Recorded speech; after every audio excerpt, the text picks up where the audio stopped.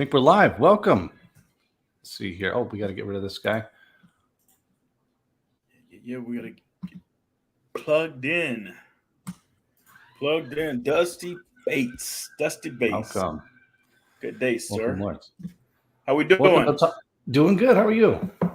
Doing good. Welcome to Talking Commercial. We're back. Another episode, Dusty.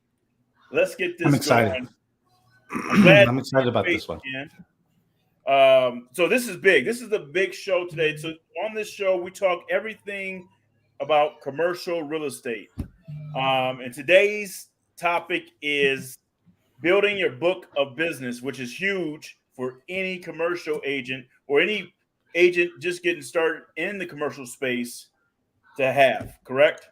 Yeah. This was my first question. I never was formally trained. So even after a couple of years, this is the biggest question was like, how do I build my book of business? What am I supposed to be doing every day? For like the first 2 years, I didn't know and I was lost. And so I want to answer that question for myself from about 15 years ago. So help me understand this. So when I first get started in commercial, right? First get started in commercial real estate, what's the first thing I'm doing to start developing my book of business? What am I doing when I first start out? Let me show you. Let's go. Let me show you. Yeah. Okay. So first off, this was my question about 15 years ago. Okay. And if you go to a lot of the big brokerage houses, like they put you in a really specific niche, you can't do a lot of stuff. You can't. And a lot of your business is given off to the seniors, right? So it's really difficult for most commercial brokers starting out to, get going because a lot of your prospecting, your database really goes to your seniors and the senior agents, and they kind of take a lot of business. You get a lot of experience. So I never got formally trained for a while. And so that was my question. What do I do every day? What does a commercial broker do every day? And today we're going to talk about how to build your book of business.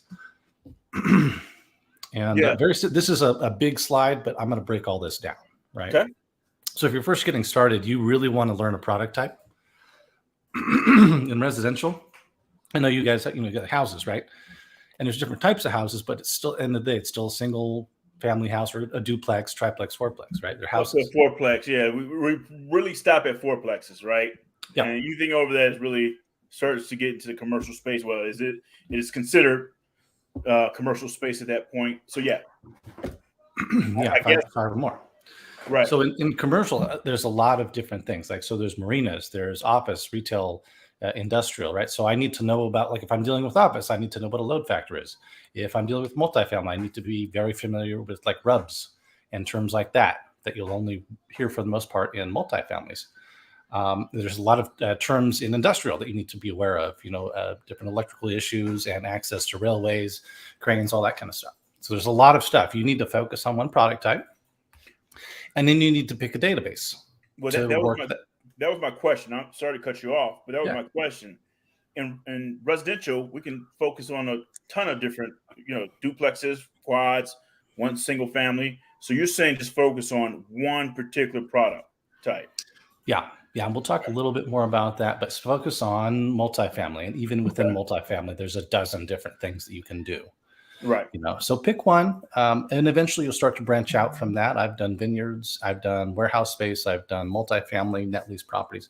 I focus mostly on multifamily and net lease properties at this point, but you start to branch out. You need to start with one thing and then branch out. Right. Within that one thing, you're going to pick a farm. Okay. And we'll show you how to grow that and what to do. We do that. Okay. You're going to get to know that farm in different ways. You're going to know the rents. You're going to get to know it better than the people who are in that area, because then they're going to want to come to you, right? Multifamily owner, they want to know what so-and-so down the road's getting for their rents. You now know that, right? When you get to know that farm. And then what we're going to do is we're going to move prospects from that database that we just pulled. We're going to call that the cold database. We're going to move them over to what's called a warm database. And that's where we're going to get our listings from. And I'm going to show you how to do all this. This is all the questions that I had. How do I do all this? Number 5 there. We're going to connect with that warm database a certain amount of time to stay top of mind. And then number 6 is the exciting part, which is where you get a listing. Okay. And we'll just I can walk you guys through all that. Lawrence, can you do me a favor and ask any questions if I'm not clear on any of this stuff? No, I think you're perfect. It's just, you know, it kind of seems just like residential. We're getting the database. We're our farm area. We're learning different aspects of that farm area, right? Mm-hmm. So it's kind of similar to residential, but as far as learning one particular product type, I think that's where a lot of agents in residential don't focus. They start going all over for shiny objects, and this is good that commercials You just get that. You get them right, residential. Someone like whether you know it or not, a lot of the people in your database, in your sphere of influence as a residential agent, right, have businesses. They need to grow their business. They need to buy investment properties. They own investment properties. yeah, And one of them will come to you because you just sold their house and say, hey, I've got a $2 million apartment down the road. Can you sell that for me? right. And most agents see the big dollar sign for commission and say, oh, yeah, I can do that. I'll figure it out. Exactly. I mean, they're intimidated, but they see at the end, they see the end of the light early because they see the commission, right? Yeah. So shiny object. And that happens often. But if you're going to go to commercial, I mean, you can just close one commercial deal a year if you wanted to, or you could refer them out to a commercial broker and let someone who's been in this field do it, and then collect your 5-figure referral fee if you want. Right. Or you can work your database and grow your book of business, which is kind of where I'm focused here today, is what a commercial broker does essentially day in, day out to do that. Right.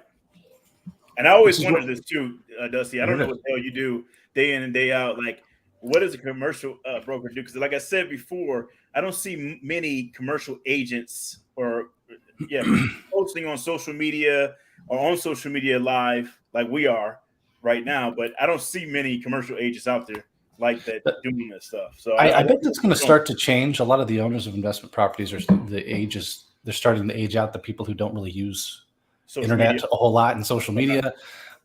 So you're going to start to see that more and more as time goes by. It's just we're kind of transitioning right now. Okay. But that's a good place to go too if you're a new agent, is to start to cultivate that, because that's going to start to go your direction where people are going to use that a lot more. Okay. And right here, these 3 things are all they're doing. This is all we're doing. We're growing our database, which we'll go over how you do that. So, securing those new business listings. So listings, we're meeting with people with essentially the listing package, a broker opinion of value. Here's what your property's worth. Here's what you could do. Meeting those clients, and then managing what we have, right? Our current listings. And that's really all they're doing all day long. If they're not doing those last 2, they're doing that first one. They're doing calls. They're prospecting, which I think is similar to residential, except we can't go door knocking. But you can't. No, you've got a database of 400 properties in your area. The owners live in New York and Florida and all over Michigan, I can't go fly to New York for that one property, right? That's true. I mean, I guess it would depend on what product type, though, right? Yeah. So if you're more of like industrial or retail, and you're going to focus a bit more on leasing, you can actually go, and it's very encouraged that you go through the like industrial properties. You just go up there and meet the owners of those spaces, because leasing is going to get you as much or perhaps more commissions than sales will in commercial. I know in residential, there's not a lot of money in leasing. Right. And in commercial, you can get as much or more, and often you do. You mean residential is not as much in leasing as it is in commercial? That's what, did I say it the other way? Yeah, I think so, but it doesn't matter. I know what you meant. So yeah. I've seen some deals, some commercial lease deals that make a nice bit of penny. Makes more than a residential agent does on one deal. Mm-hmm. And I would say, hey, go after leases first, opposed to going after sales. It seems like that may be easier, or not easier, but like the least amount of resistance, I should say. In leasing, you're not. So someone does, the amount of times the same property, say you've got an industrial building with 4 units, right? 4 little condo warehouse units. The amount of times that's leased over the course of 7 years, maybe 10, 15 times or so, whatever, certainly a lot more than once, right? So there's going to be one sale for that building every 7 years, 5 years or so. And that's a big commission. But the amount of times it's leased and released over that period of time is going to be a lot more. And those commissions are going to be not as much as the sale, but very significant. Right. And there's no escrow for a lease, right? You just submit an invoice and you get paid half up front and half when they move in. Okay. And the amount of money the tenant has to come to the table with is not millions of dollars. It's, whatever it takes to move themselves in. Just like if you were moving into a house, maybe you need to make some changes to the space. But in the large part, especially in industrial, you're just moving all your stuff in. So there's I don't want to get capital. on a tangent on this, but let me ask you really quick. When it comes to a lease, like what are some of the terms normally when, as far as, is it first and deposit, or is it first and deposit and last, or like what are the typical things that you see as far as requirements for like a, not down payment, but to get into a property? Right. Okay. To move in. So you've got a lease that's agreed to. Sorry, okay. So depending on the product type, you'll see stuff like it's got like free rent period or abatement period.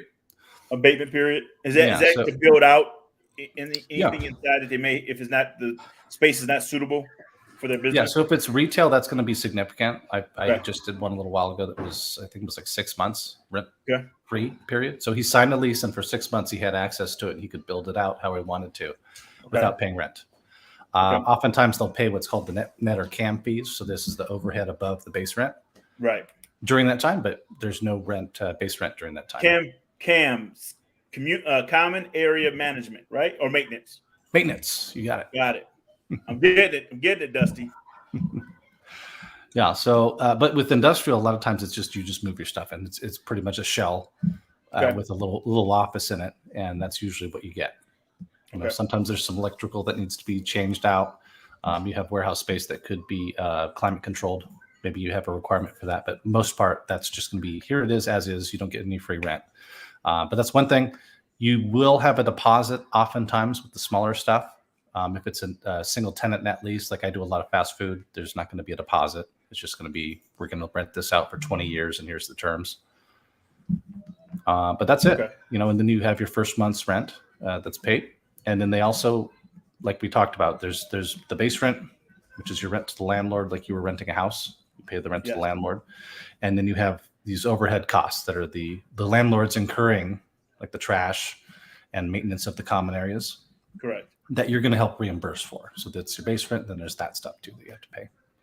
No, that's CAM fees. Now those CAM fees change every year, no matter what your lease currently says, right?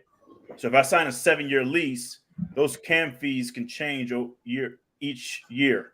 They should change every year. Oftentimes with small and mid-size owners, they don't.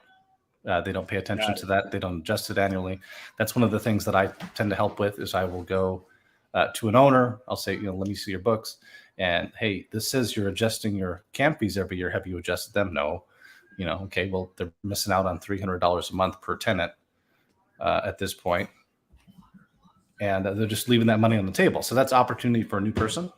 Okay. But it should adjust along with, like, say my maintenance costs increased by $1,000 for the building. I'm going to increase the CAM fee, the maintenance fees, by that amount for each tenant.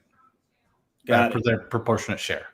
Right? So there's a whole discussion you can go into on that and how to calculate it. Yeah. And by the way, let me just correct this. We have some viewers on here. If you guys are finding this good value, good content, please, wherever you're watching that, smash the like button, give us a thumbs up, leave some comments. We're answering questions live on this. Dusty, carry on. You're giving some good info on this. Yeah. So and again, the way I'm going about this, we're really just looking at what does a commercial broker do every day to build their book of business? How do you, as a new agent or an existing agent, grow your book of business? What should you be doing? And so we're going to talk a little bit more about that. When I said there's multiple types, here's what we call the major food groups. You got multifamily, you got retail, office, industrial, agriculture. You could have land in there and development. There's lots more. Like I said, there's marinas. There's a guy in California who only does marinas, right? So if I ever have a marina, you go straight to him. I go straight to him. I haven't had to talk to him in about 5 years. So I forget his name, but there's as far as I know, in Northern California, at least there's only one guy who does marinas. So those little niche agents are out there. So wineries. Wineries, yeah. Land and Farm is where you'll find all of your wineries. Okay. And Taylor is his first name, is one of the big guys up here. Okay. who I've dealt with. Shout out Taylor. Yeah. But you'll have these niche areas, and then like again, little niches within there. There's people who I don't know what he's doing right now, but he used to only do movie theaters. Movie theaters, wow. Yeah. That doesn't seem like a lucrative business. Oh, he was not anymore. Was he selling movie? He was, theaters? Yeah, he was a broker. So he was an owner and investor in movie theaters, and then a consultant, and then decided to just broker them. So that's all he did for most of his career. But anyway, there's lots of product types. Learn your product type, even within multifamily, as an example. There's lots of different subtypes to it. Like we were talking about, 2 to 4 units residential, 5 units over, consider commercial. There's a lot of different disclosure laws that apply to commercial than residential. It's a little bit more loose, buyer beware. 16 plus units, on-site management often is required. And then you have different styles: garden style, low, mid, high rise. You could do 55 and over housing, mobile home parks, residential care facilities could kind of be wrapped in there, but those are it's like talking about self-storage, a whole different thing. Okay. So learn your niche. Learn a niche, whatever you like. Start learning it. And like we were saying, leasing can be as much or more profitable than sales. So when I'm talking about how to build your book of business, and as you're taking them from cold to warm list or database, you can apply that. Like we said, you can go into the warehouse space and meet the owner of the guy at that warehouse, and he might need a new space. He might need to expand, right? And so it's in a lot of ways easier to do that because you can go in and talk to them directly. You don't have to find a phone number to call them. And let me ask you this question, because I had another agent call me earlier today. Is it normal to have the listing agent not really represent both sides, but kind of like take on both ends, opposed to like the residential side where you have a buyer's agent, and you have a listing agent, or a selling agent and a listing agent, right? And the commercial is a little bit different. Correct me if I'm wrong on that. When you're talking about leasing, like a small little retail strip center, trying to represent someone for lease for that, it could be, it's still probably about as much as a house commission, like a beginner house commission, but you tend to have a lot more of just the leasing agent representing both the owner and the tenant. Okay. That's a lot more common. And they'll double in the sales side too, especially on the bigger deals. They'll double in. Okay. So it's mainly listing agent dealing with everything pretty much. Both sides. Yeah. I do a lot of buyer stuff too, but if you're dealing with like $5 or $10 million plus deals, a lot of times when you're listing that, you've got a team of 3 or 4 people that are working on the listing. And then when that goes to sell, it never even hits the market. It actually goes out to, they've got their package and they put it out to their database of buyers, and it trades off market with no one representing the buy side except their internal, real estate guy. Now, is that legal to do in the commercial space, or is it like residential where you have to put it on the MLS, or you got to get it to you don't have to put it on MLS, but they want you to list it on the MLS first and all that good stuff? You're doing what kind of like a off market sell? A lot of times you will not listed at all. It'll just go out to the market, and then if no one wants it, then it goes out to CoStar and LoopNet and Crexi and all that. So in the price range I deal with, which is $1 to $3 million, it's common to still go to market. Okay. But you still want to know the players. So I do a lot of net lease stuff. I know a lot of the national people who list all of the fast food chains, right? So when I have a buyer, I call maybe a dozen people. I don't go online and look for it. I know the people who trade these just from years of doing it, and I call them directly. Okay. But you can still do plenty of business on, looking at CoStar and LoopNet. And kind of break down when you say trade, what does that mean in layman's terms for people that's listening? Sell. Right. Yeah. When I say trade into something, that means like usually like an exchange, right? So I've sold a multifamily, and we're going to trade from there into a fast. 1031. Sorry. No, I ask you to ask questions. No. Definitely. I always ask questions because I didn't understand what it meant a while back, but I know what it means, but some people don't. So it's good to know. All right. So I don't know if this, I'm going to go back a slide or two. Okay. Let me make sure this is on there. May not be on there. We'll adjust accordingly. Okay. So you've got your cold database. These are the people you've pulled. You've pulled a list of people you want to connect with. You have not spoken to them yet. Okay. You're going to connect with them by voice. You're going to do our cold calls, right? I can't go door knocking. I'm going to have to call them. Unless it's like we're talking about going into the warehouse space and talking to the tenant. Okay, you can do that. But the owners are in New York and Florida and Michigan and all over the country. So I can't go to them and meet them. And they're not going to be at the site, especially multifamily, right? So I need to call them. Okay, so you're going to take your cold database and you're going to call them. And once you reach them, you're going to move them into your warm database. And what does that mean? That means you've connected by voice. You have a real phone number of the person that owns the property that you want to add to your warm database. You've got their contact info, hopefully their email, right? So I contacted so-and-so, said, hey, I know you own Main Street. We haven't spoken before. I'm Dusty Bates. I do multifamily brokering in our area. I'm just expanding my database a bit. How's 123 Main Street treating you? I see you bought it 2 years ago. What's the plan, right? I'm going to get into a conversation or not and say, hey, you know what? I know you don't want to sell right now. I call my database regularly. I oftentimes have multifamily that pops up before it hits the market. Do you want me to put you on my list in case something comes up?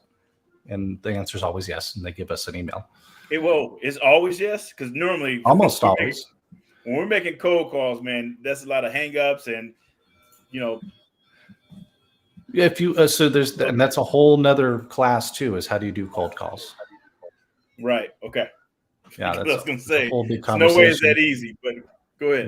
We've done sessions and classes on calling and scripting, and done weekly meetings with some people that I have from Marcus Millichap, and where we're collaborating and doing calls back and forth. So there's a lot of practice that goes into that, and it's very easy, especially as you get started, to come off as salesy. Like hey, you want to sell?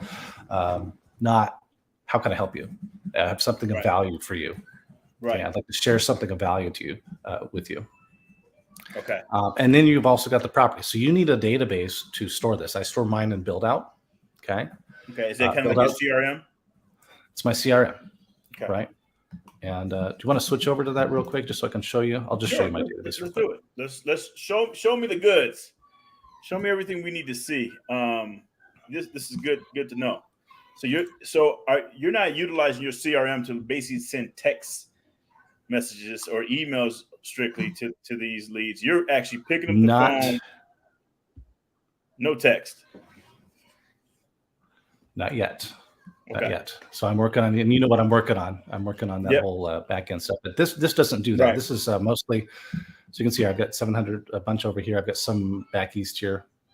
Okay. I can't obviously click in because there's a lot of information, but most of my stuff's up here in Sacramento. Okay. And so this is, as we'll talk about later, a lot of brokers will maintain between 1,000 and 5,000 properties that they monitor and they keep an eye on. So I need to grow mine. Yep. That's crazy. And like, how do you not step on each other's toes? Are you contacting the same lead as the next guy that it may be in your? Well, I know you told me about this. There's not that many commercial agents in Sacramento alone, but like, how are you guys not stepping on each other's toes? We are. Okay, you are. Okay. Yeah. So it's easy to. So you do not want to burn bridges in commercial at all, ever. Okay. You don't want to be unethical. Doesn't mean people aren't unethical. Right. But you really want to, abide by decorum and treat people fairly, and don't try and steal other people's prospects. And there's a way to do that right, and there's a way to also, people kind of do that, but don't do it in a way that burns bridges. It can get complicated, I guess.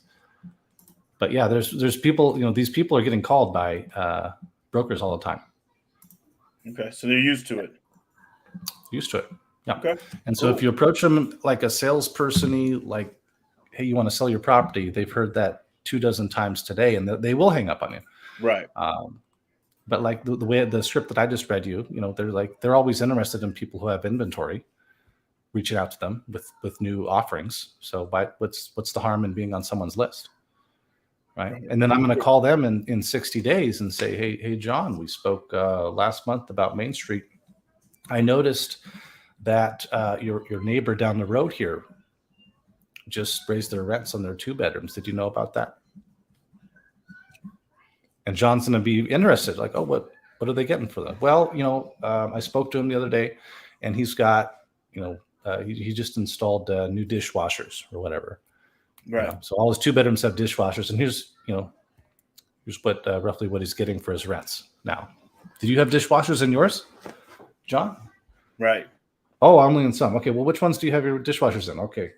What are the rents for those? Okay. Well, what about your 1 bedrooms? Okay. Now I'm doing my rent survey. Okay. You're pulling information. You're getting that data. Okay. Gotcha. The quality of your database is what gets you paid. Right. Okay. Let's move on a little bit. Okay. This is part of a class that I'm going to do for my members, where I'm going to do a 12-week challenge. This will be the first kind of introduction to it. Okay. So we've moved people from the cold database to our warm database. We've met someone. We know we've got the real number. We have their email. We know their property. Maybe we don't know much about it. Maybe it's 20 units. That's all we know. We don't even know the unit mix. That's enough for me to call him back in 60 days about something. Okay. So now I'm doing warm calls. I spoke to him last month. Hey, John, how's it going? I've got my notes in front of me. How did that one thing we talked about last time go? Okay. So you're just basically touching on them just every 60 days, or is it more or less sometimes? Preferably you want 60 days or less between connection. About 60 days seems to be fine. Anything less than 45 days, you're being annoying. Yeah. Right? Got it. But between 45 and 60 days, preferably, if that's ideal. Okay. Now, what we're doing here, I have on the screen here, is you're going to connect with them. These calls are one of the connections, but you're going to connect with them at least 23 to 26 times a year. Those can be those calls. It could be emails about different stuff, physical mail, live meetings, perhaps. You could do some video training. You've seen some of the interviews that I've done with some people, Lawrence. Yes. Those will go out to my list, right? So, hey, I just did this interview with so-and-so, and it's going to go to a landing page, and it's going to have a way to capture them again if they ask a question about it, right? So I'm going to be able to call them. Hey, John, I saw you were watching that one thing that I did the interview on. What do you know about this one topic? Do you have any questions? And it's going to get me more and more tighter relationship with that person. Okay, all of these things are going to provide value, and what that's going to do is keep you top of mind for your database. 100%. Right, and this in residential, but this is the same thing. We're doing the same thing in commercial. We're just going to find points of value to give to them. Exactly.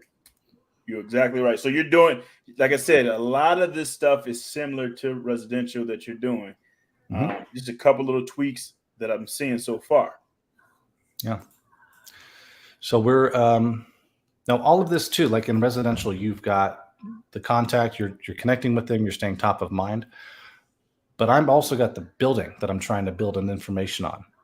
That's my main idea. Is I want the building's information, because then I can use that to talk to John down the road here about the rent that you raised on your 2 bedrooms because you installed dishwashers. Right. Okay. And John's going to pick up my call because I've spoken to him a whole bunch, and he keeps seeing my emails and my just listed emails. And he got a flyer from me the other day about I just listed a property, and he thinks I'm the shaking and moving guy who he needs to call if he wants to list. So you're sending out flyers as well. How often?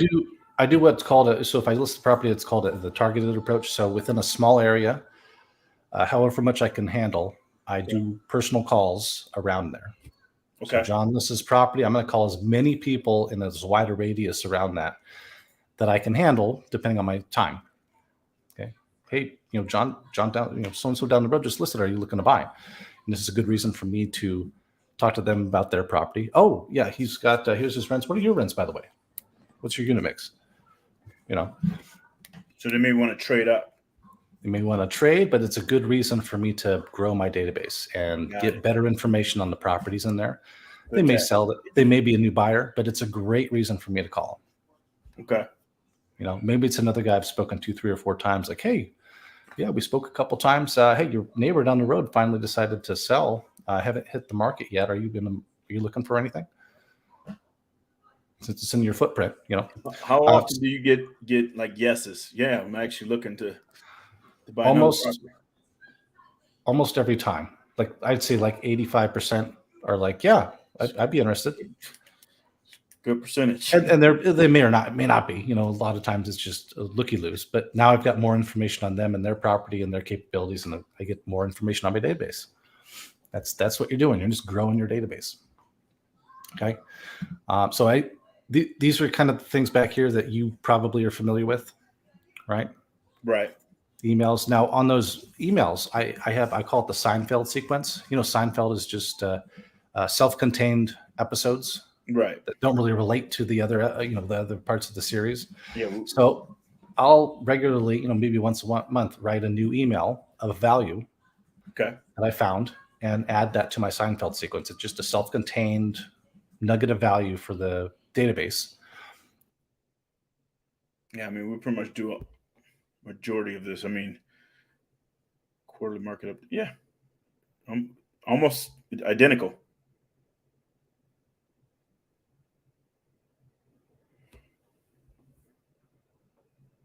Did I cut out Dusty? I don't know if Dusty is there. May have had a glitch with his internet there, or it may be me. I have no idea. But in any case, you can find out more about this show that we do almost every Thursday. I believe that's him calling right now. Every Thursday at 1 p.m. Pacific Standard Time, we do this show. Today we're covering how to grow your book of business, or how to get started building your book of business in commercial real estate. So I'm going to try to get Dusty back on here. I appreciate everyone giving us a brief technical glitch. Give us 1 second. I think I got him right there. But this is where we cover this every single Thursday, 1 p.m. Pacific Standard Time. We try to host and talk about topics of interest. If you, and Jeffrey, thank you for the comment too as well. Oh, yeah, he is frozen.